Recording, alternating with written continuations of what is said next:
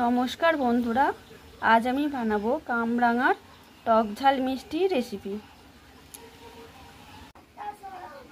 রেসিপিটি বানানোর জন্য নিয়েছি চিনি, লঙ্কার গুঁড়ো, ভাজা মশলা আর স্বাদ অনুযায়ী নুন।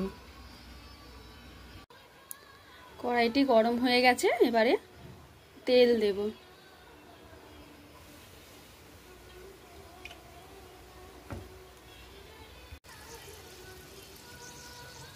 ওর মধ্যে 5 ফোড়নটাও দিয়ে দেব। এবার কামরাঙাগুলো দিয়ে দেব।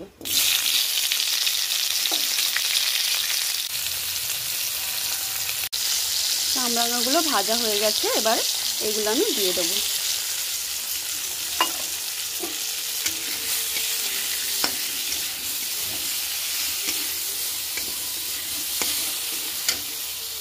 এবারে অল্প জল দেব। রান্নাটি আমার হয়ে গেছে, এবারে নামিয়ে নেব।